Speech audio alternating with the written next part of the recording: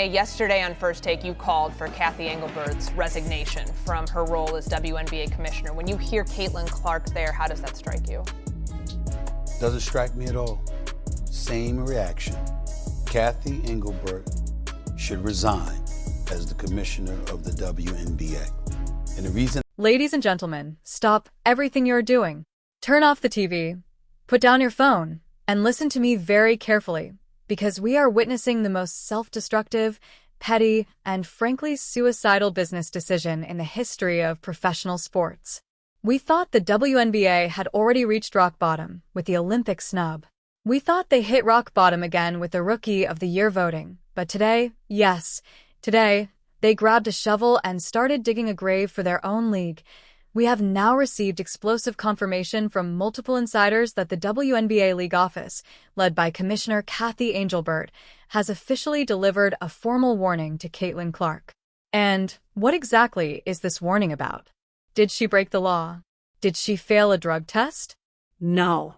They warned her because she signed a historic deal with NBC Universal to become a broadcaster.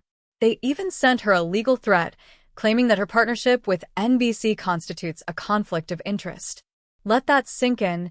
The woman who single-handedly rescued your league from bankruptcy, the woman who brought you private jets and a billion-dollar TV deal, goes out and secures a job promoting basketball on national television, and your response is to threaten her? It is absolute madness. It is a declaration of war against your own product, and as we are about to hear, even major voices in sports media like Stephen A. Smith are looking at this situation and demanding accountability. This is not just a mistake. This is sabotage. And if the WNBA believes they can bully Caitlyn Clark into submission, they are about to learn a very painful lesson about who truly holds the power in this relationship. Derogatory and unappreciative of the athletes that represent her league. And then the person I call the golden goose of the WNBA, Caitlyn Clark, you understand, who is box office for the WNBA. Just look at the numbers, look at the ratings, look at everything. For her to come out and say... You know it's bad when Stephen A. Smith takes off his glasses and stares straight into the camera, and that is exactly what happened. When this news broke, Stephen A. didn't just criticize the WNBA, he called for a resignation. He looked directly at the audience and said, "This is egregious. This is blasphemous, and it reeks of jealousy." He's right. He pointed out the obvious. Cathy Engelbert is not behaving like a commissioner. She's acting like a hall monitor. He said, "How dare you? How dare you threaten the golden goose? You should be sending her flowers. You should be shining her shoes. Instead, you're sending her cease and desist letters." Stephen A. went even further. He dismantled the so-called conflict of interest excuse for what it is, a lie. He argued, promoting the NBA helps the WNBA. Basketball is basketball. If Caitlyn Clark is on my television screen during Sunday Night Football or at the Olympics, wearing a WNBA hoodie and talking about the game, that's free marketing. That's exposure you can't buy. He is absolutely correct. The claim that Caitlyn Clark working with NBC harms the WNBA is one of the most absurd arguments I've ever heard. It's like saying Michael Jordan filming Space Jam hurt the Chicago Bulls. It's nonsense. Stephen A. Smith concluded his rant with a demand that every fan should repeat. Cathy Engelbert needs to resign immediately. He said, "If you can't see the value of Caitlyn Clark, if you're so blinded by petty rules and internal politics that you try to tear her down, you are not fit to lead." And I agree. This warning proves the WNBA's leadership is broken. They are actively fighting against their own success. As Stephen A. put it, the commissioner hates that Caitlyn is bigger than the league, and that resentment could destroy everything they've built. Now let's remove the emotion for a moment and examine the cold, hard math, because this is where the WNBA's audacity becomes truly insulting. Do you know how much the league pays Caitlyn Clark? Her base salary is $76,000. $76,000.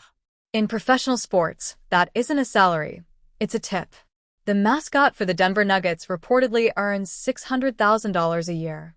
The person in the furry suit launching t-shirts into the crowd makes nearly 10 times more than the face of women's basketball, and yet, despite paying her peanuts, The WNBA seems to believe they own her. They think they have the authority to tell her she cannot sign a multi-million-dollar deal with NBC. That is delusional entitlement. Imagine having a boss who pays you minimum wage and then you land a second job paying $10 million a year, only for your minimum wage employer to threaten you over it. You'd laugh. You'd quit immediately. That's the position Caitlyn Clark is in. The NBC deal isn't a side hustle, it's the main event. It pays her more in a single weekend than the WNBA pays her in 4 years. By issuing this warning, the league is essentially trying to enforce a non-compete clause on an employee they barely compensate. It's insulting. It's degrading. And it proves the WNBA still thinks like a hobby, not a business.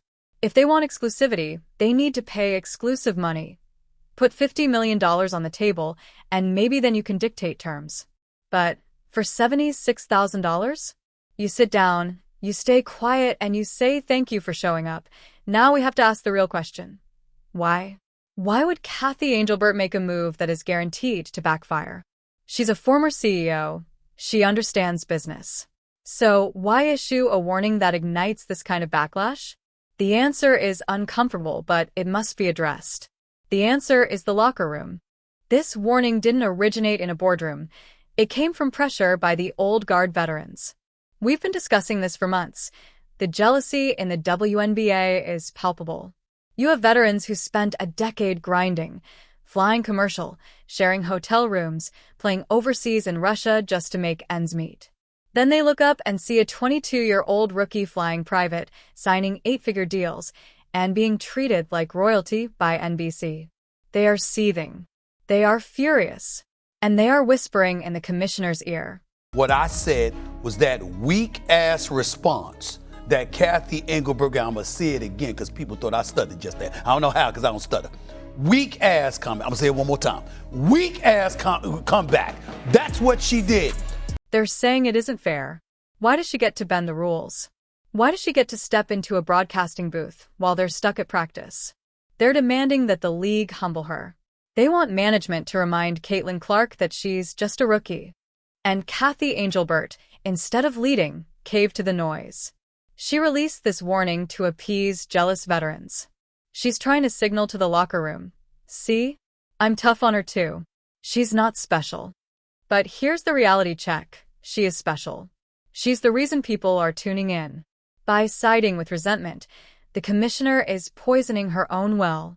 You don't discipline your superstar to make role players feel validated. That's a loser's mindset. Stephen A. Smith addressed this as well. He said, these veterans need to look in the mirror. Instead of hating on her NBC deal, figure out how to get one yourself. Instead of dragging her down to your level, thank her for raising the salary cap. But they can't do that. The envy runs too deep. This formal warning is simply envy made official, hazing with a letterhead. Now, let's examine the legal reality behind this threat. NBC Universal is owned by Comcast, one of the largest media giants on Earth. Their attorneys likely bill more per hour than the entire WNBA salary cap. Does anyone seriously believe the WNBA could win a courtroom battle against NBC? It's Godzilla versus a gecko. If the league attempts to fine Caitlyn, suspend her, or block her appearances, Comcast could litigate them into oblivion. It would be institutional self-destruction. The WNBA holds no real leverage. Caitlyn's contract likely doesn't bar outside employment, especially when that work is media-related, not competitive basketball. NBC broadcasts the NBA. The WNBA partners with the NBA. Where exactly is the conflict? There isn't one. It's a manufactured excuse to assert control. Then look at the sponsors: State Farm, Gatorade, Nike, Wilson Sporting Goods. These corporations have invested millions in Caitlyn Clark. They are aligned with her brand, not league politics. If the WNBA escalates this fight, those sponsors could make one phone call and demand resolution. The league is biting the hand that feeds it, forgetting that the hand belongs to a corporate giant. As Stephen A. warned, you're playing with fire and you're drenched in gasoline. So what happens next? The line has been drawn. A warning was issued. Now Caitlyn must respond. And if there's one thing we know about her competitiveness, she won't fold. She'll show up on NBC. She'll grab the microphone. She might even interview LeBron James, look into the camera, and dare the WNBA to act. She's calling their bluff. At that point, the league faces two disastrous options: suspend her and implode, or retreat and look powerless. Either way, they engineered their own crisis. Suspend her, and fans revolt. We're talking boycotts, canceled league pass subscriptions, empty arenas, mass unfollows. Supporters aren't here for bureaucracy. They're here for talent. Stephen A. demanded a resignation. Fans may demand a revolution. Caitlyn Clark holds the ultimate leverage. She can walk away. She could play overseas, join a rival league, retire, or become a full-time broadcaster. She doesn't need the WNBA. The WNBA needs her like oxygen.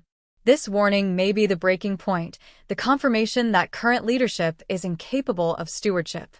They've treated the sport's greatest gift like a liability. They've treated a savior like a suspect. Kathy Angelbert, if you're listening, step aside. Allow someone who understands business, media dynamics, and star power to take control. Continue down this path, guided by jealousy and pettiness, and history will remember you as the commissioner who suffocated the league. Caitlyn Clark will be fine. NBC will be fine. But the WNBA? It's on life support, and the commissioner is standing on the oxygen tube. The warning may have been sent to Caitlyn, but the real warning is aimed at the league itself.